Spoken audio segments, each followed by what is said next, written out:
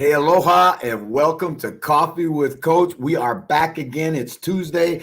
Got a great show for you today. And for me personally, it has been a long couple of days because I joined the media blackout that we did at Sky to stop all this crazy hate on the internet.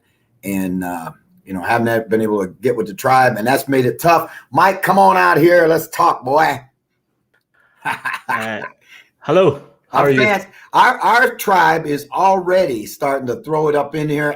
Owen Thomas says, can't wait for Coach to chop it up at that draft. We are going to talk all kinds of stuff. We got a woo coming from Fred Flunk, and I'm telling you, what a tremendous, tremendous thing. I got to give you my props, buddy. I got to give you my props.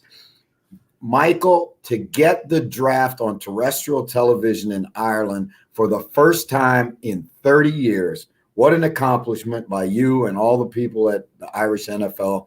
And tell me what it was like now to be broadcasting for all those hours at the draft.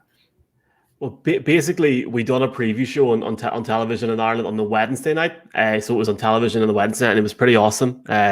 We had Ian Rappaport on, and I really appreciate your comments there. And then on the Thursday online, we went live for 5 hours and 45 minutes. And I think by the time you came in, I was very much looking for my bed. But a memorable week is something I'm very fortunate and appreciative of, and massively appreciate the support, not just from yourself, Jeff, but from everybody that sent messages last week. It's been pretty cool.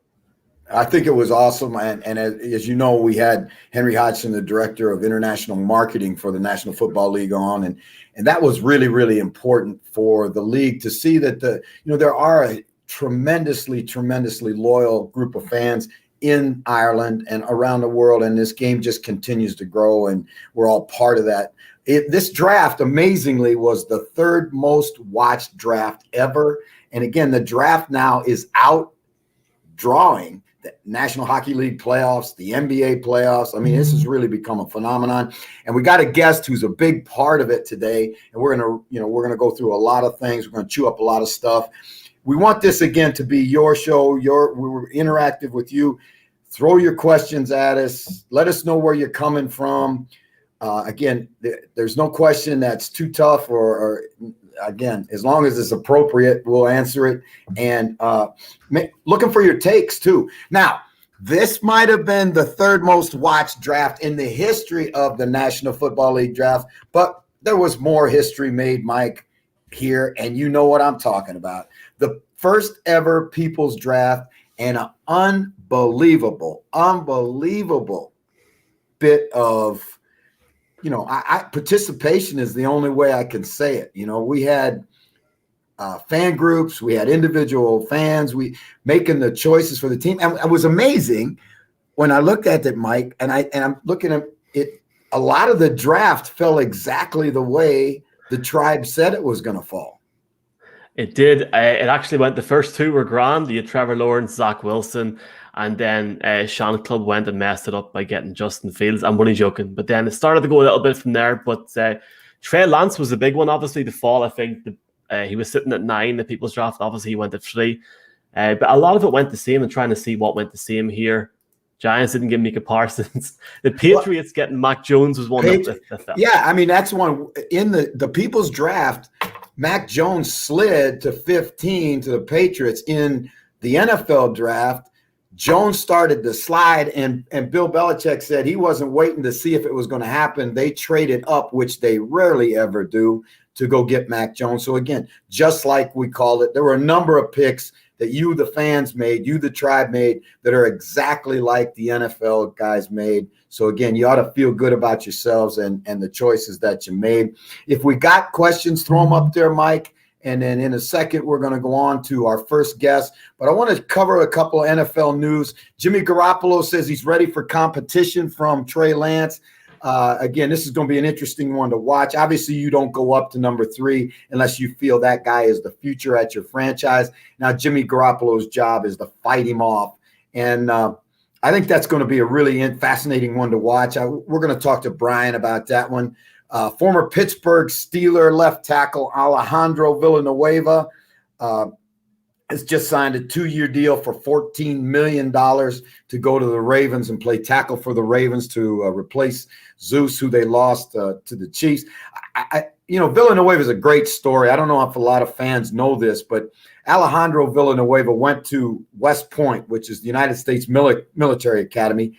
He went there to play, if you can believe this one, receiver.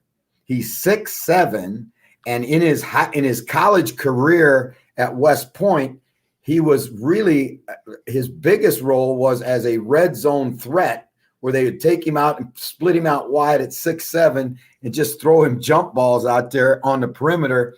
He went away, I graduated from Army, was not drafted, went away, got in the service and started to grow, found a weight room, came back and turned into an offensive lineman. So it's an amazing story. And we're going to try and get Alejandro on the show to talk about going from wide receiver in a wishbone offense at the United States Military Academy to getting $14 million 2-year deal to be a tackle in the National Football League. I mean, even Brian Baldinger, as many places as he's been, he can't come up with a story that good. So Quinnen Williams broke his foot in camp. All right, now why is that significant, Mike? It's massive. It's a huge blow for the Jets. I mean, will he even be ready for training camp? I don't think so, because he could be out 8 to 10 weeks. I think it could be more than that, Jeff, to be honest with you. All right, now that's one reason it's significant. But the other reason to me it's significant is the fact that, remember now what's going on at this time in the National Football League. All these players are saying, we're not coming into these voluntary workouts. Now, we're going to work out on our own, or we're going to work out with the strength coach we hire or whatever. Had that broken foot not happened at the Jets facility while he was working out under the care of the Jets strength coach and conditioning people, then his insurance would not cover it. He would be out of pocket, which is, you're talking about thousands and thousands of dollars, not only for the injury and the surgery, but also the rehab, because it didn't happen at an NFL facility under the care of the NFL people. So again, for all of those players out there, you can bet this is going to cause them some hesitation. One of the players that we really liked, Spencer Zimmerman really liked, was an outside linebacker, defensive end guy, edge guy, whatever you want to call him, from the University of Washington, Joe Tryon, who went to the Tampa Bay Bucks in what I think was a really, really good pick. And he is going to wear number 9. Are you fascinated by the amount of attention this is getting about players being able to wear single-digit numbers? I mean, as somebody that doesn't get much of a chance to watch college football, it's going to be weird watching guys with like wide receivers wearing like 3 or 7 or something they got there. I think I seen if it was Jamar Chase is going to wear like 7 or something they got there. So look, it's something that you'll get used to very quickly, I think. But maybe at the start, it's going to get a wee bit weird, especially if the quarterback wants the wide receivers number down the line and stuff, but it'll be fine. All right, now I want to throw this one out there. I'm gonna throw it out there, cast it out there to our fans. I want to hear what they're saying. What is the tribe's take on Aaron Rodgers and all of this controversy that's swirling around Green Bay? He doesn't like Gutekunst. He wants to get out of Green Bay. The Green Bay president, Mike Murphy, flew to California to meet with Rodgers. The head coach flew out there. Gutekunst flew out there. He was quoted at the Kentucky Derby this past weekend that he was not going to talk about it. He was disappointed that the story got out, but he's basically done talking about it. Now, I know you have some skin in this race, all right, as a Denver Bronco fan. What's your take, Mike? I think there's serious repercussions if, it looks as if he's not going to play in Green Bay again. There's 2 elements. Is he fully gone, or is it just a ploy to get somebody out of the franchise? I don't know. Of course, I'm going to have a hat on and say he's done, he's out. My question now is, what will it take to get him? Maybe a couple of first rounders, a wide receiver. But hopefully that's a problem that I have, Jeff, in 2 or 3 weeks. I can't wait to the 1st of June. Bring it on. All right, Tribe. We need your take on this. We need your, what do you say about it? What are we thinking? Is this just some ploy by Rodgers to get the big contract that he's looking for? Owen Thomas says, think he was done last year, but he's dragged it on long enough now, losing fan sympathy now, coach. And that's really interesting, Owen, that you said that. And again, I think Owen is from Wales. Is he not from that crazy town in Wales? I forgot what it's called. You've also got Winners NFL, Rodgers best chip or biggest chip in the shoulder since Favre history repeating itself. Jay Dennehy, as a Bears fan, I'll happily chip in for a plane ticket to wherever he wants. All right, now I don't know. The tribe is really uncoachable. I mean, as a whole, they're uncoachable, because what do we say when you send a message in? What do we say? Tell location. us where you're from, your location. So, Charles McBride, I know you are from Hamilton, Ontario, Canada, but the rest of the world doesn't know that, Charles, right? Now, you're almost there. You're almost there in terms of your fame, where people would just know you. They actually, before long, they'll just say Charles. They won't even have to say Charles McBride. But we got to know where you're from. So now we got a question from Canada, and Charles says the Raiders should do whatever it takes to get it. Ain't happening. It's obvious he wants to go to one team, Jeff. So I mean, we'll just leave it there and see what happens. Yeah, we'll see about that. That one team. that one team wouldn't wear orange and blue, would it? Possibly. But I'm going to sit here and smile and just hope it all falls my way. All right. You know who else is smiling are the coaches and the guys around the league, the personnel guys around the league, because right now these rookies are in the facilities. They're starting their first 3 days as NFL players with the rookie mini camp. It's an orientation session. It's an opportunity to get on the field. It's an opportunity for those players to get a feel for what it's like to be a pro football player. And I don't think you can overstate how big a deal it is for these kids now to walk into a locker room and see their name on the back of a jersey, no matter what team you're playing for, to see a locker in a National Football League facility. You've dreamt about it since you're a little kid, and now it's finally come to fruition. So for all of those players, congratulations. All the undrafted free agents who signed a free agent contract, congratulations. Take care of your business, fellas, because this is a great game and a really tough business. And I think all of the people in the league that work in player development, led by Maurice Kelly, who we've had on the show from the Seattle Seahawks, they do a great job of helping these kids trying to transition into life in pro football, and it is a different life. We got any questions out there? Throw something at me, Michael. There's a few guys getting back to you. So Winner says he's from Liverpool in England. GME from Bengals UK says, just messaging to say I'm from Manchester. I've got nothing to add really, but I'm definitely from there. Jay Dana, he's from Northwest London. And then I replied saying, love the comments. Fred Flunk's talking about Terry Bradshaw on the Pat McAfee show, basically calling out Rodgers. I haven't watched that myself now, but that's all over the internet today. I'm sure our guest might have an opinion on Rodgers as well. So, well, I think it's interesting. I think it's really, really interesting that, a couple of these old quarterbacks are getting pretty newsworthy. Brett Favre's had some really way out comments, and Terry Bradshaw's had some crazy comments. So, again, those older quarterbacks, they can't get out of the limelight, I guess. Hey, let's bring on the man. Let's bring him to the show. Bring him to the tribe. This guy is, you talk about one of the fun guys to work with. And they talk about that cat. When that cat with the gray beard who's doing the Dos Equis commercials, they ought to fire his ass and bring this guy on to do the commercials, because there truly is no more interesting man in the whole world than the guy I'm about to bring to the tribe. Former offensive lineman in the National Football League. He works now for NFL Network, and he works doing college football games in the United States. My buddy, Brian Baldinger. Baldy, welcome to the show. Aloha, Jeff. Aloha. Feels good to be part of the tribe here. Love the opening monologue with you and Mike. Was kind of following along here. So good to be with you here, Coach. Good to join you. I didn't even have a cup of coffee. I got a little water here, though, but a little late in the day for coffee for me right now. All right, buddy. I got to ask you first of all. Yeah. Right, which of your houses are you coming to us from? I'm actually not in a house. I'm at NFL Films right now, Jeff. I'm down the street from one, Mount Laurel, New Jersey here.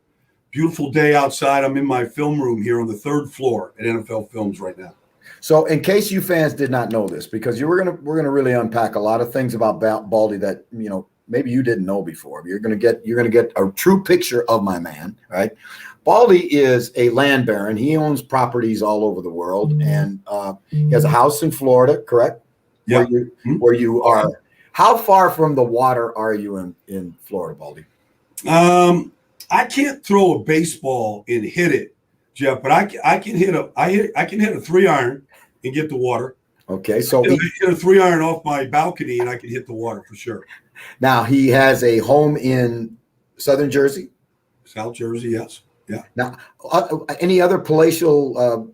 I have a place in Texas, Jeff. I started my career with the Cowboys. I was down there, and all these guys, Randy White, and all these guys, they all bought these farms, and I'm like, I want a farm. They got this. They go out there and they were pulling catfish out of these holes with their hands, and they were out there hunting, and like, I want to get a farm. So I couldn't make an investment that went well my first 6 years. So I said, screw it. I'm not listening to any of these other experts. If everything goes bad, Jeff, I'm going to own 150 acres in Denton, Texas. So I have 150 acres in Denton, Texas. See, I'm going to tell you something. This is my guy, right? Like, we work together. I've been around him. We've hung out together. I had no idea that he had a farm in Texas. Now, okay, so you noodle for catfish on your farm? No, I don't. I'm not. Like, I watch these guys do it, Jeff.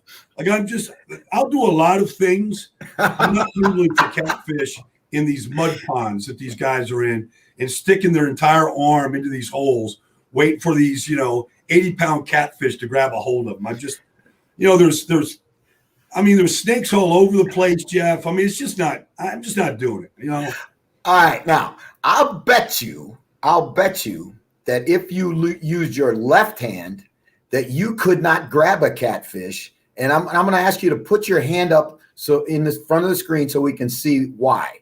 Yeah, well, that'd be my right hand. I'm sorry. Yeah. Like that catfish is just taking that thing off right there. Like it won't even be attached anymore. Like I'm not ready to give it up yet. It may look like it, but I'm not ready to give it up. Paulie, seriously, I got to ask you, did you ever think about just cutting it off and sometimes I feel like it just gets in the way. Like it would probably just be better just to cut it off, Jeff. But I still have a pain threshold that I'm not sure I'm ready for it yet. All right. When did that happen? Was it one time you broke it, or is it multiple times? Tell us the story about how it got broke that I was in training camp, the Dallas Cowboys, early in my career, maybe like the second year, maybe third. But I played mostly left guard when I was there. I went up against Randy White every day. He was the premier defensive tackle in football. And my hands got caught in his jersey. They were tearaway jerseys.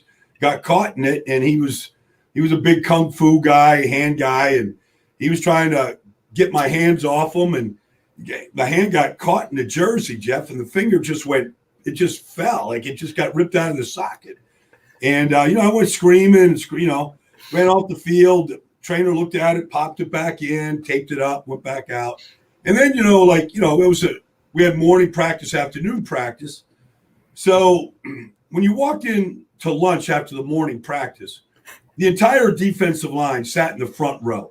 So we were at Cal Lutheran College in Thousand Oaks, California, and everybody that went to the cafeteria, they had to walk down the stairs and in front of the defensive line, and they sat there and just hazed you and ruined you every day, no matter what happened. They had something to say. So Too Tall Jones, Randy White, John Dutton, they were all there. So I walked down the steps after the morning practice, and they all stand up, and they all just start like crying, like imitating me, like just crying. And then, so I had to let it soak in, like, all right, I'm getting abused here. All right, maybe I screamed a little too loud. And then in unison, they all put their hands up, and they all had crooked fingers, every one of them. And they said, Baldy, welcome to the club. It was like the badge of honor, man. Like, you got the bent finger, Baldy. Like, come join us, man. You're all right. Hey, fans, if you want to talk to Baldy, you want to throw a question to Baldy, feel free, get it in here, and Mike will put it up on the screen, and we'll go on. Baldy, you had a brother who played in the National Football League as well. Two brothers. So three Baldingers played in the National Football League. Yeah. Now, it was the first time it ever happened until the Watt brothers did it. What? The first time in the history of the game until Derek Watt and JJ and TJ all played, but it was the only family to ever have three all in there at the same time. My youngest brother played in Kansas City, and then he went to Buffalo. He was part of Marv Levy's teams up at Buffalo. He went to two of the four Super Bowls with him, and on the third one, he was inactive. So he technically wasn't really part of that third one, but he was there for a good chunk of that time right there in Buffalo. Now, were your parents athletes? My father played football at the Naval Academy. He was an All-American end at the Naval Academy. He reminded of us that quite a bit growing up. My mom was a great athlete, Jeff. She taught me two sports. She taught me how to ski. We lived in Minnesota for 5 years. She taught me how to ski, and she taught me how to play tennis. And I don't ski anymore. And I just gave up tennis probably like just 10 years ago. But I played tennis for a long time. And she taught me those two sports. All right. Now, were there any other children than the three boys? Yeah, that was so my brother Richard played in Kansas City in the Giants, and then I had a sister that was in the Olympics, in the '92 Olympics. She was a cyclist. She was a swimmer in college, and then she went into cycling. And then my two older sisters, they played sports in college, but they didn't do anything afterwards. All right. So now, with all those athletes and all those kids, it must have been a free-for-all in the Baldinger house. Well, I remember, it was funny because, me and my two brothers, especially, like we ate us out of house and home every day. So my mom she started hiding food from us. So, but we knew where all the hiding spots were. It could be bananas or cookies or the apple. She'd hide them in these cupboards, but we knew where all the hiding spots were. So if we didn't see it in the refrigerator, we just went right to the hiding spots. So it really didn't serve any purpose at all. Like she literally had to go to the store every single day. That's amazing. Now, I want you to tell the story that you told me about when you're living in Minnesota, right? And you get a hockey stick for Christmas. Yeah. All right. Tell them. No, so we lived in a house, Jeff, Apple Valley, Minnesota, south of the Twin Cities. It was a great place actually to grow up. But we lived in this house where they were never supposed to build a house because the backyards of all these other homes on this block all drained into our like it should have just drained straight into the street, except they put a house there. So all the yards, when the snow would melt or the weather would get a little nice for a while, they would all the backyards and all the snow would melt and it drained down into our backyard. So we had this huge pond that would form every year. So, we had ice ponds all over the place. In back of every high school or junior high school, there was skating ponds. I mean, it was a big deal in Minnesota. But we had this pond in our backyard. So we'd go out there and, we'd just play hockey, me and my brothers and buddies of mine. We go in the backyard, put our skates on, just start, slapping pucks at each other. So I get this hockey stick, Christian Brothers, Jeff. Like there's only a couple places that made hockey sticks back then. So I get this Christian Brothers hockey stick. Back then you got one gift. You have a big family, get the one gift. You're like, I just want to go out and, and take my stick out because I go out there, after church, the whole thing, and I'm out there shooting this puck around. I take this slap shot, and we had this basement. It had these windows, and it was where we had one TV set where my dad used to watch TV. So he's watching like the Blue-Gray game on Christmas Day. He's always had a ball game on our house every day. So I hit the slap shot. It goes right through the window. It hits my dad in the head on Christmas Day. Like, that's not what you want to do to your dad on Christmas Day, man. First of all, it ruined his game. He's got a big old welt on his head. And you got this, it's 20 below zero outside. And you got this cold air just shooting into the house through this broken window. I was like, if you wanted to go run and hide, that was a good time to go do it. I'll tell you what. Now, tell me how you end up at Wake Forest to go to school. I went to Duke, Jeff. My two brothers went to Wake. See, now that makes it even more crazy because Wake and Duke are close to one another in North Carolina, and they're big rivals. How did that happen that you didn't end up? I said my dad played football at the Naval Academy, so I was the oldest boy.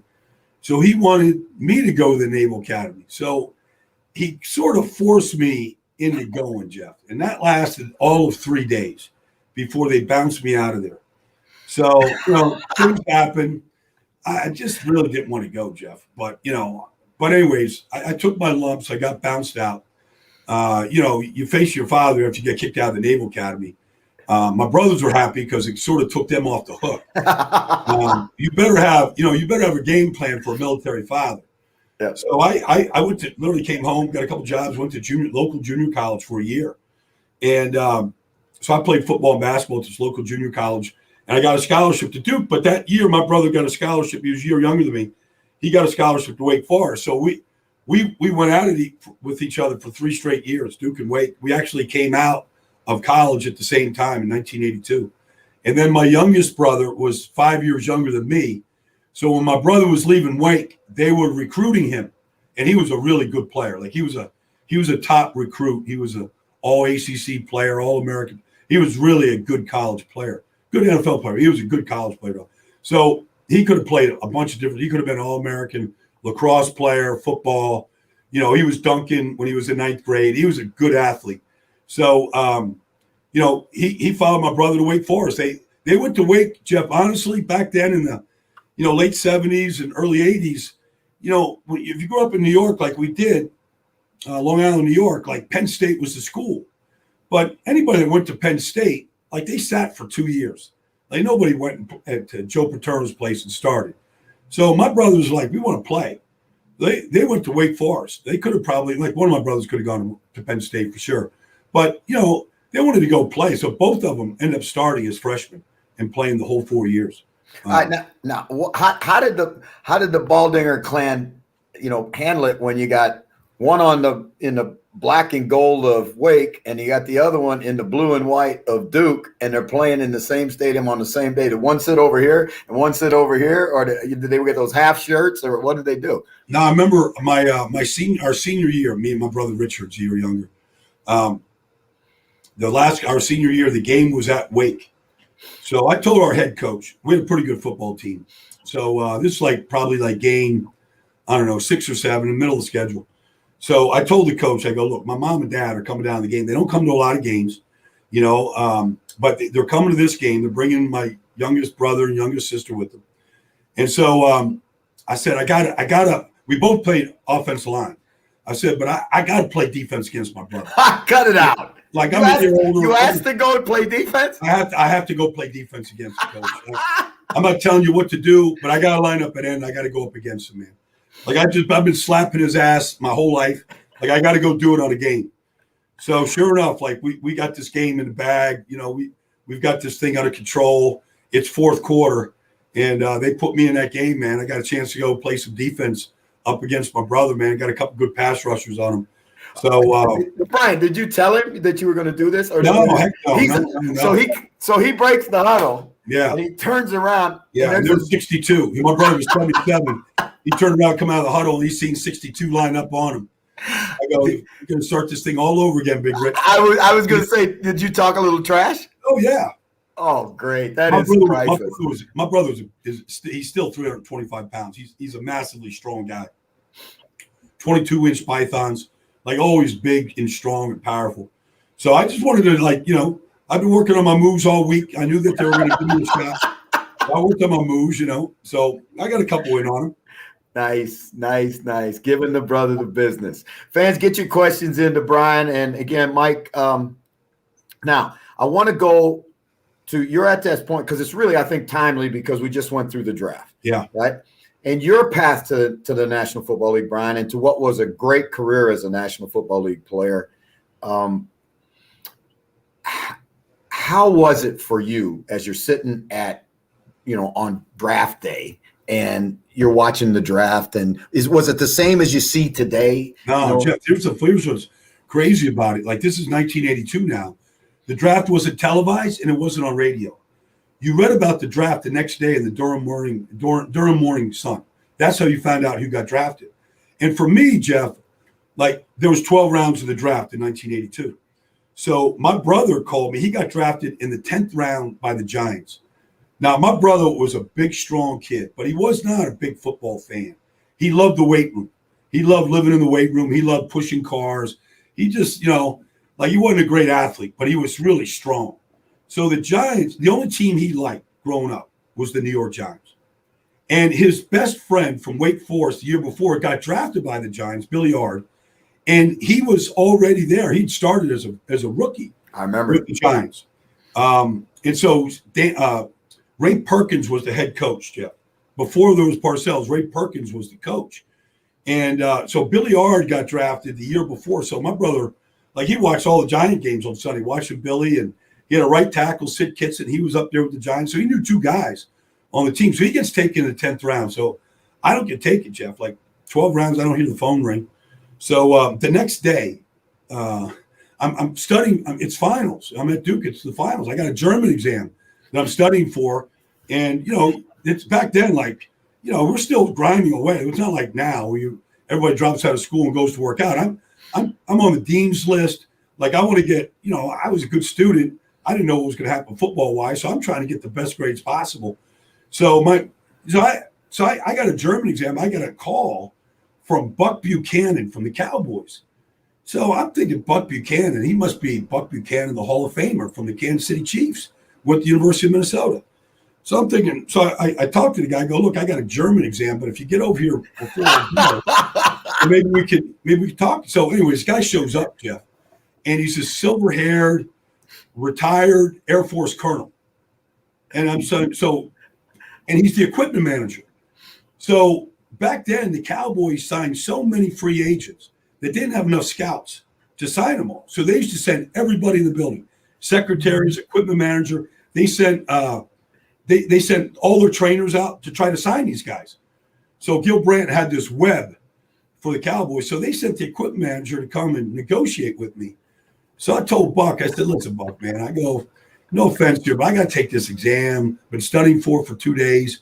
I go, if you got something to do, he goes, well, what time are you going to be done? I go, it's a 3-hour exam. He goes, oh, great. It goes, I got 2 guys I want to try to sign at North Carolina State. I'll go over there, then I'll come back. So I said, all right. So I go take my exam. I meet him back there. And so he offers me a 3-year deal, free agent contract. And the only team that called me, and a $500 signing bonus. A what? A $500 signing bonus. A what? Yeah, exactly. So, I didn't have an agent, Jeff. The Cowboys did show a little bit of interest. They sent this guy D'Angelo, one of their scouts, to work me out, whatnot. But I said, Buck, here's the deal. I've got a Plymouth Fury out there in the parking lot of my apartment with no brakes. I go, the brakes are shot. I can't drive the car. I go, it's going to cost at least $1,000 to get the brakes fixed in this car. It's a big car. I need new brakes. I go, and I want to go with my friends to spring break, when this thing all ends. I go, what can we do? 500, what can we get? So I go, can we get 1,500? He goes, I got to make a phone call. So, I got to pay. I just got a phone in my house. I go, just use the long distance number. Whatever. He calls the Cowboys to collect from my phone. And they get me, they get up to $1,200. So I signed the deal right there, Jeff. $30,000, $32,000, and $34,000, 3-year deal, and a $1,200 signing bonus. And I got my car fixed. And the year was what? 1982. All right. So 1982 to today, right? 2020. You talk about how the numbers have changed. How the numbers have changed. Now, I think it's important, and the Cowboy fans will understand this, but maybe a lot of NFL fans. In 1982, you were walking into one of the premier organizations and teams in football. And you're a free agent out of Duke with a $500 signing bonus. And now, again, Brian hit this a little bit earlier, but I want to go back through it. I'm going to give you some names. John Dutton, Randy White, Tall Jones, right? Harvey Martin. Yeah. Was Larry Cole still around at that time? Larry was not there then. Don Smerrick, Larry Bethea was the defensive end there. This was maybe the best group of defensive linemen in the National Football League. They were the fearsome foursome, Jeff. They were the fearsome foursome back then. They had just lost the NFC Championship game to Joe Montana and the 49ers the year before. So Landry said at the mini camp And he said in the first day of training camp, he goes, this is going to be the toughest training camp anybody's ever gone to. We got to get tougher as a team. We can't get beat on the final drive of a game with a chance to go to the Super Bowl. Not going to happen again. So that's what I walked into. But I'll say this about the Dallas Cowboys, Jeff. They signed 110 free agents, and they had 15 draft picks. They signed 125 rookies. 6 rookies made the team, 5 drafted. I was the only free agent that made it. 6 of us made it. But I was one of 110 free agents. But I'll say this. My brother dropped me off at JFK Airport in New York. They flew me, Jeff, first class on Pan Am. Never been in first class in my life. Been on about 5 plane rides my whole life. They flew me first class on Pan Am from JFK to LAX. Had a limo there to pick me up and take me up to Thousand Oaks. Like I sat there, I ate ice cream sundaes the whole way. You know? Like I thought this. Hey, if they cut me, I'm gonna get my money's worth. Yeah, absolutely. Hey, now I'm gonna get my weight up, and I'm gonna have myself a good time. Now you had to, knowing who you are and knowing yourself, that when the boss, Tom Landry, stood up in the meeting and said, we got to get tougher as a football team, that you knew you had a chance, because that was always one of the things that defined you as a player, your physical toughness. Yeah. Well, you know, so our job, so what happened, this is how training camp was conducted back then, Jeff.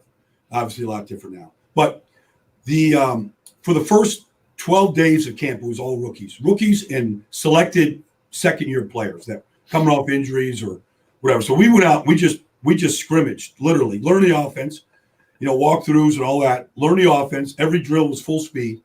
And literally, and we scrimmaged at the end of every practice. So we had 12 days before the veterans got there with the whole staff. And so you got a chance to really compete, kind of sort of make a little name for yourself. And players were already dropping like flies, you know. And so then the veterans show up. And our job basically was just to run card drills for the starting defense. So I said, put me on left guard. Let me go against Randy White.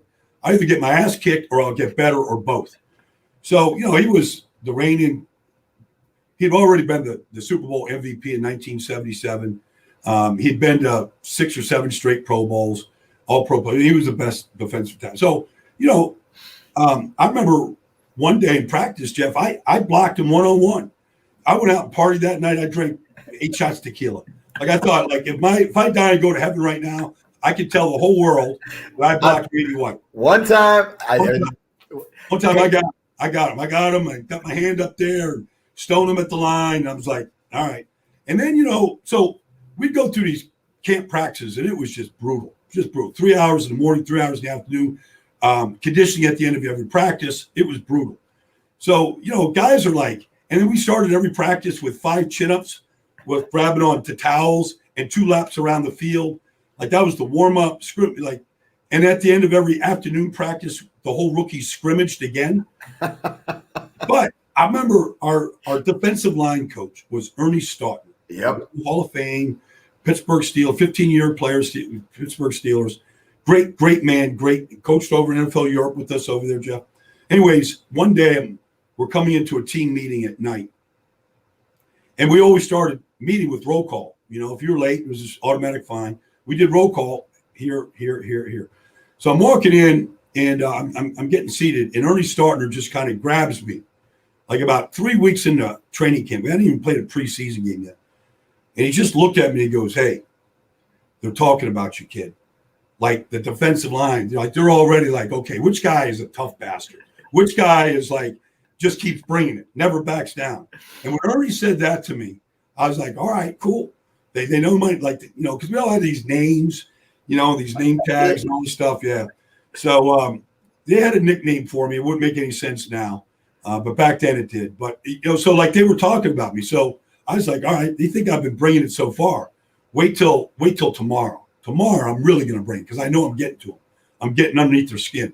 So the next day I was like, all right, we're going to pray. These card drills, these aren't just like thud card drills. These are full speed card drills. We're going to high-low these bastards. We're going to get after it. And we started like we took the tempo up a bunch the next day.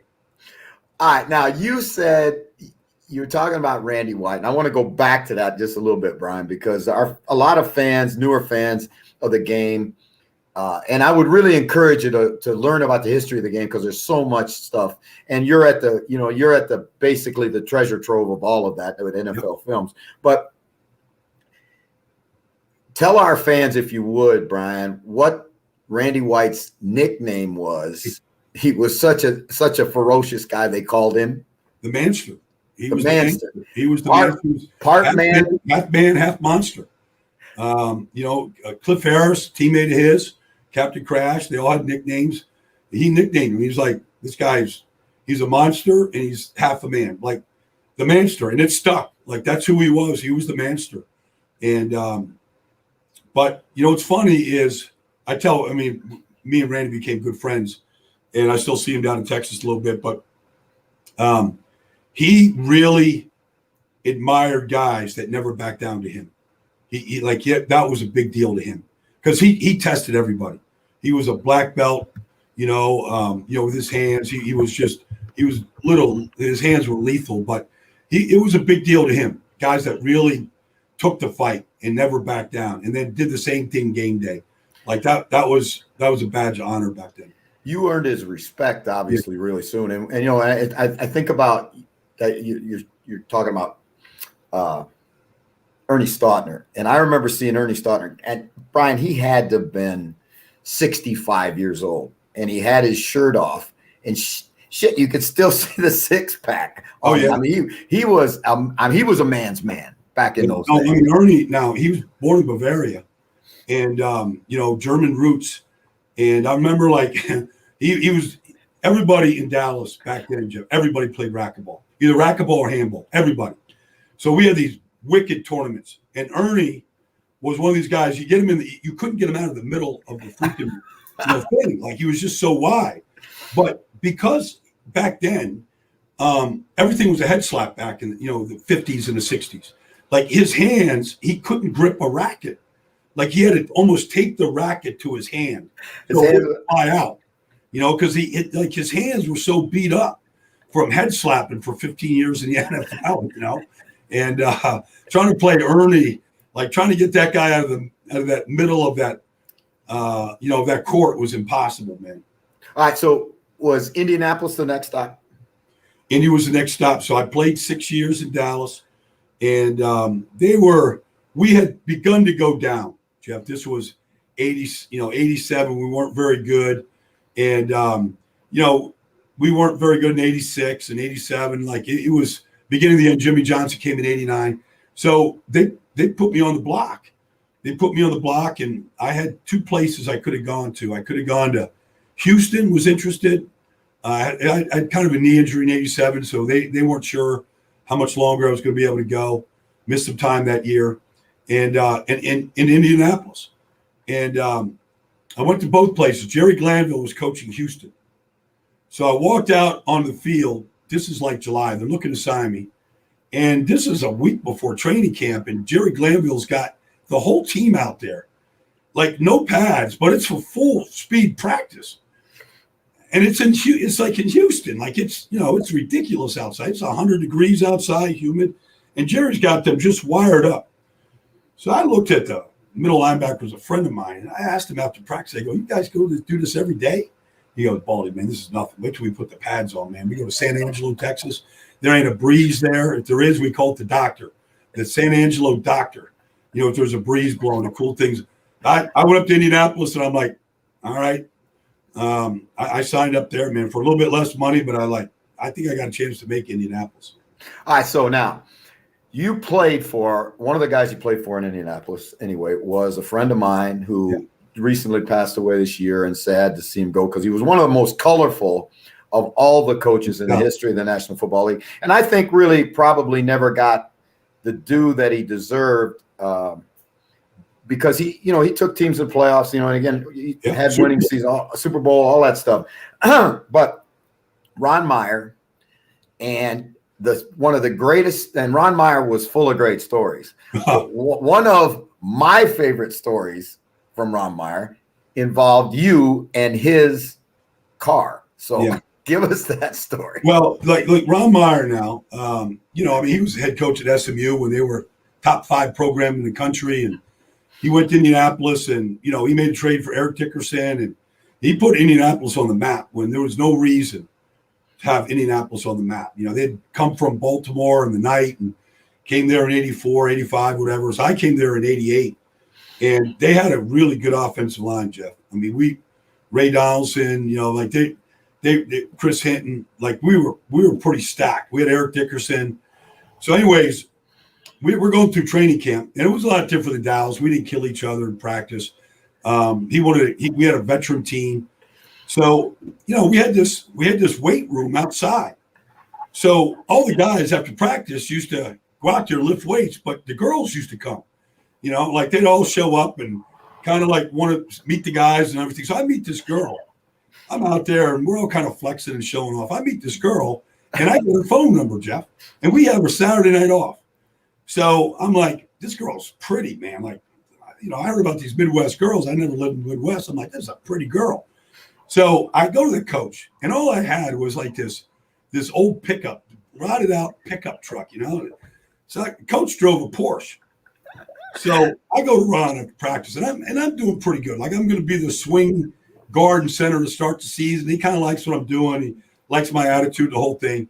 So I kind of had a good practice, good training camp so far. I say, hey, coach, I got a deal. I go, you see that girl over there? That's a good-looking girl, Jim. I go, she wants to go out with me on Saturday night, but I drive like a clunker. I go, could you flip me the keys to your Porsche? I promise you I won't do anything stupid. I'll be respectful. I'll return the car in one piece. But if you give me the keys to that car, I think I got a chance, coach. He gave me the keys to that Porsche, man. I ended up with that girl. You talk about the ultimate player's coach. Now that's a move of a player's coach right there. No doubt. Ron Meyer, may he rest in peace. What a great guy. I'm going to give Baldy just a little bit of a break. Mike, throw some questions at us. Again, can we rent one of Baldy's places on Airbnb? That's from Claire DeBear in London, Baldy. Well, I mean, Florida usually is pretty open, Jeff, except COVID down there where I live, it's not like we're a little bit open there, but the people that live there are a little uptight about people just coming in and going. So I don't know. I might have to get that cleared by some of the executives at the top of my place. All right, give me another one, Mike. Hey, Coach Baldy, Glenn from Belfast here, one of our Irish fans. Should the Finns be worried with more picks who have injuries? Well, look, I mean, Jalen Phillips, was their first-round pick from the University of Miami. And he had a lot of injuries at UCLA to start his career. He even retired from football for a year, sat out 2019 from concussions, wrist, ankle. But he put it all together this year, and he had a great year. I think the talent is there. He's got to show that he can stay healthy, though. This is the big year for him, and I think he's got a lot of developing to do. But there's a lot to work with. Boy, tremendous. I think it's tremendous upside. That kid is so athletic. And, I obviously the thing that's so scary to me, Brian, is that, the injury issue was not a knee, not a back, it was concussion. And that is, I think, really, really, I'm hopeful for the kid, but every organization's got to make a decision. I mean, it's risk versus reward, and with that kid's, with his ceiling, certainly the reward is worth the risk. They feel in Miami. David Crook from the UK says, "Wow, Baldy, the numbers have changed. What was the standout game of your career?" You always have to go to the playoffs. So when I was in Philly, I was a left guard, and we went down and played a Saints team. They had the Dome Patrol back then. Vic Fangio was coach of maybe the best linebacking core ever. They had Ricky Jackson and Pat Swilling. Yeah. So Sam Mills, they were loaded. And we went down to New Orleans, and I was with Philly, and they literally, they blitzed the hell out of we were just getting smoked in the first half. And we figured things out in the second half. We came back and beat the Saints that day. That was the same day that Buffalo came back with Frank Reich and beat Houston that day. Two monster comeback. We came back and beat New Orleans that day. That was a good win. That was fun. I played left guard. Randall Cunningham was our quarterback. I literally inside the Superdome never heard one single signal the whole day. It was so loud. Is that right? Yeah, just silent count. All right, tremendous NFL career.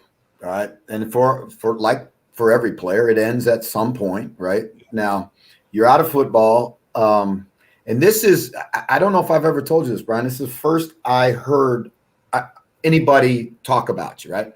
I have a friend named Rick Ulrich who was coaching at the University of Pennsylvania at the time, and he had a buddy that was working at NFL Films. So he was over there, and he ran into you at NFL Films.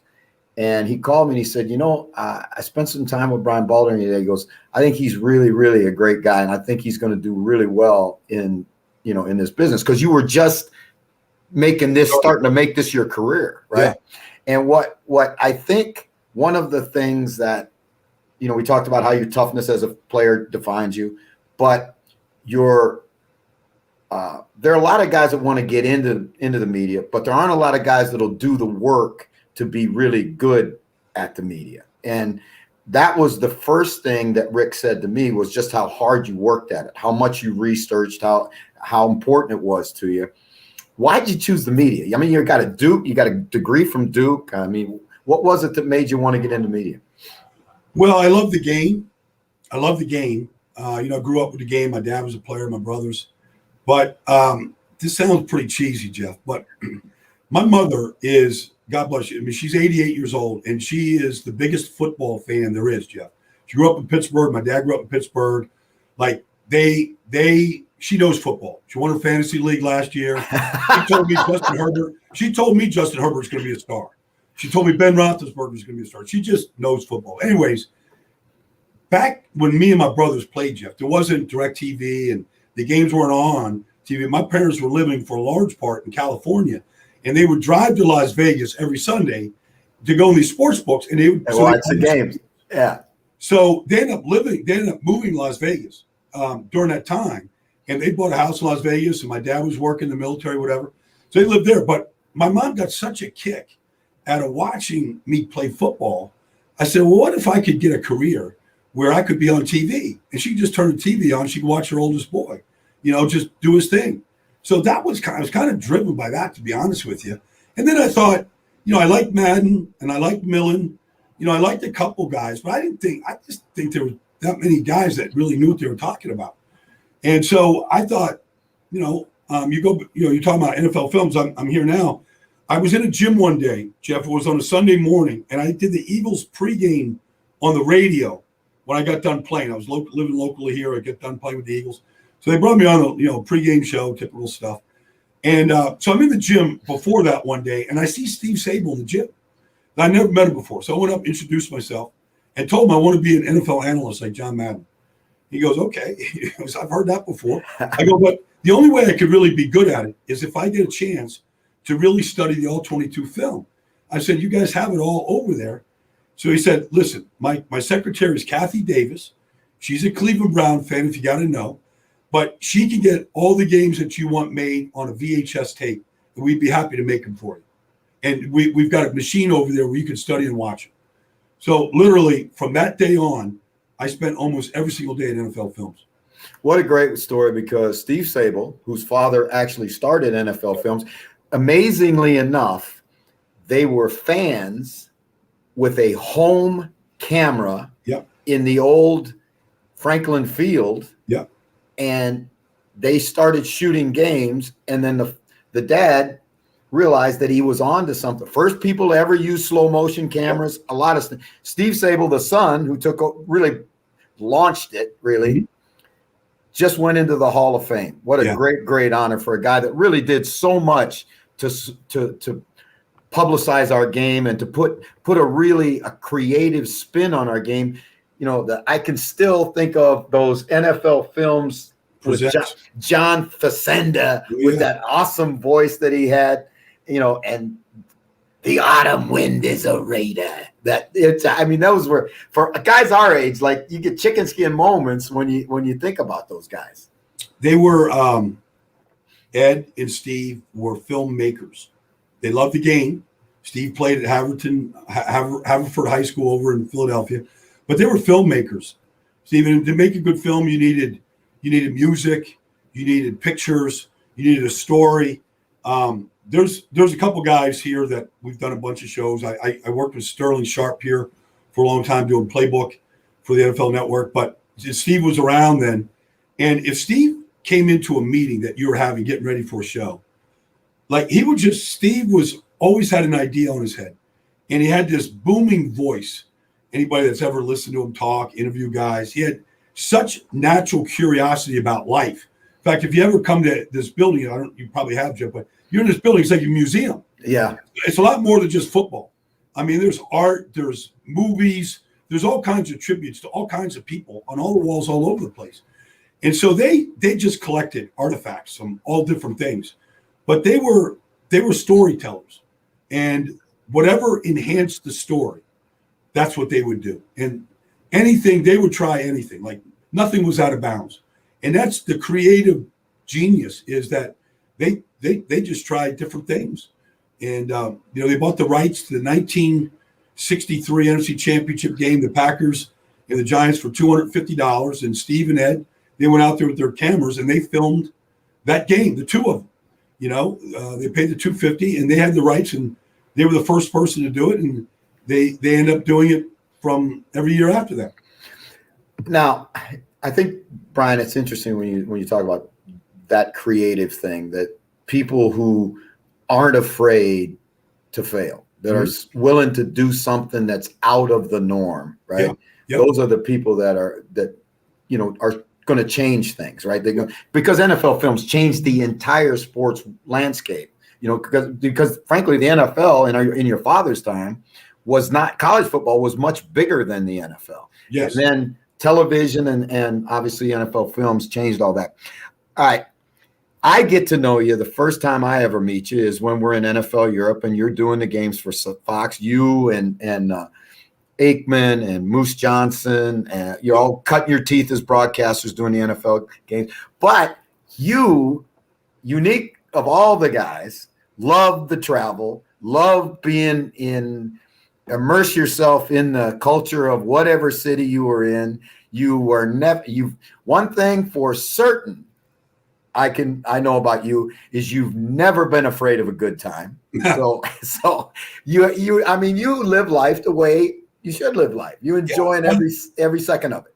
Now, you make a decision because of this is what I was told. I don't know, because I've never asked you, but I was told that you make a decision because you read a book called Playing for Pizza to go to Italy and become the head coach of the Bergamo Lions of the Italian Football League. Yeah. All right. Where in the world were you going, and what were you were you going to write a book, or were you going to report on it, or what were you doing? So it was the head coach was a buddy of mine, teammate of mine in Dallas, Doug Cosby, and Cos coached. He coached for Bill Walsh at Stanford. He coached at Cal, but he had 5 kids, and he was kind of a little burnt out. Like, he was a little too much, at that level. And his kids were basically raised, all except for one daughter. So he was like, "Look, Baldy, I kind of want to coach still, but I want to do it on a real fun level." He goes, so he reads this book, Playing for Pizza by John Grisham. It's a cute little story about an aging, American football quarterback, can't get a job in the league anymore. He's got an agent, says, got a team over in Florence or, Parma or someplace. You want to go take it. And so anyways, that's the story. So I read the story. I go, so what about it? He goes, well, they got this league in Italy, the World League of American Football, 10 teams over there. And I've been offered the head job with the Bergamo Lions, but I want a guy to come over and coach my Lions. I said, well, I was coaching, I was working at the NFL Network. So I went to my boss and I said, look, I want to go over and coach in Italy for 6 months. I said, I know you need me, but I said, I'll come back a couple weekends. I said, but I'm gonna run a blog when I'm over there. I'll be doing football, but you got to let me go. He said, all right, Baldy, I'll let you go. If it doesn't work out, we need you here. So I went over there and we coached, and I wrote this blog. I learned Italian. I told the players, we had 3 American players. Our star player was Brad Van Pelt, the son of Brad Van Pelt of the Giants. He was a quarterback at Colorado State. Anyways, he didn't want to play. He was running an Enoteca, a wine bar in Santa Barbara, and he wanted to drink and study wine. I'm like, I'll do that. So, anyways, I mean, I started writing this blog. So this is a story. So I write this blog, and our special teams coach, his father was a referee in the Southeast Conference. All right, he was an NFL college official. So the special teams coach starts sending my blog to his dad, who's down in Oxford, Mississippi. Well, also where John Grisham's from. Yeah. lives in Oxford, Mississippi. So he started reading the blog. So now Grisham's reading my blog and emailing me saying, your blog is better than my book. Maybe I need to come back and write another book. And so it came full circle. That's awesome. That is so cool. I told the guys on the team, I said, if we get to a championship game, I'm going to give you the pregame speech in tutto l'italiano. I'm going to speak fluent Italian. I'm going to get you to run out of the tunnel, come out of the locker room with your hair on fire. So I studied Italian and got it down pretty good, and I gave that speech to him coming out. All right. Now, were you better than Mussolini? I don't know about that. Because Il Duce could speak now, right? No doubt. So, We lost the championship game, Jeff. So I feel like it was never got tested. we lost to a team in Sicily. So I don't know if my speech was good enough. Well, hey, I tell you what, I'll bet it was something. Mikey, hit me with some questions right now, will you? All right, love the coaching, Bally. This is Jojo from Ireland. Love back at you, Jojo. Thanks for being a part of this tribe. Jay from the UK says, what other notable players came out the same year as you in 1982, Baldy? Well, like Bruce Matthews came out in 1982. He went right into Hall of Fame. This was the year before Dan Marino and Jim Kelly and John Elway came out in 1983. So it was funny. They would send us, the players union would send us the roster of every team and every player in every team at the end of training camp. Because basically back then, if you made the team in training camp, like you were on the team, they weren't shuffling the deck. So each year that I was in the league, I would look at who was still surviving from 1982, like who were the survivors. And by the time you get to 1994, there's not that many of them. Wasn't very many left. Yeah. That is awesome. All right, Mikey, one more question. All right, and then I again, David McDonough. All right, David, you screwed up. All right, what's the challenge? Let us know where you're from. All right, so you got to we'll get the question answered, but you got to hit us back where you're from. How big is the difference between college football and the National Football League? Great question, David. Yeah, it's a completely different game, Jeff. It's why it's everything that you do in college. It's a different offense. You're playing generally with 85 players versus 46 players, so you have a lot more depth. You play a lot more players. The offense and defense are completely different than what you play. Everybody. And I do a lot of Big 12 games, Jeff. Everybody's playing like that three-man detached double cloud, and so it's hard to find defensive ends. It's hard to find edge rushers. It's hard to find middle linebackers, hard to find fullbacks, hard to find blocking tight ends because nobody does this in college. Yeah. And so everything is a projection right now. This was the worst draft for like sure edge rushers that I can ever remember. I mean, there's no Myles Garrett in this draft. I mean, there's nobody like that. So it's just a projection. And, if you go to the Big 12 or the Pac-12 right now, like literally if you're a receiver, you're either an inside receiver or outside receiver. Yeah. We have an inside receiving coach. They have there's all Chip Kelly and Cliff Kingsbury and all these guys. They're running this high-speed offenses, like just line up and play. And so you've got guys that are slot receivers at college have never lined up outside. They've never run a slant outside the numbers, or they've never run a go route bisecting the numbers of the sideline. So everything is projection. It's just a completely different game. Bally, it's a great point because we got receivers now coming out of all those air raid guys coming out. Yeah. With the hurry up tempo offenses, they've never been in a huddle. No, never huddle. I mean, it's incredible. It's interesting too. Michigan has a fullback who the Baltimore Ravens took, right. Yep. And that kid got drafted. Part of the reason he got drafted is because they could see that he could actually do what a National Football League fullback has to do, what in their offense in particular. Mhm. And so I agree with you. It is hard sometimes when you start looking for players that can translate their skills to the pro game. And I think it's one of the reasons, Baldy, why the offenses have changed so much in the last few years is because, like Parcells used to say, you got to take what college gives you. And right now they're giving us tons of receivers and, find me a – think that Bill was spot on with that. But, the think tank and the evolution of the game comes out of the college game. Yeah. It's like if I go to Duke and I'm trying to compete with Clemson and Steve Spurrier is our offensive coordinator at Duke, like we could throw the ball better than Clemson. It was the equalizer when everybody else was running the veer or the wishbone or whatever. So, the college game has really influenced the NFL game quite a bit.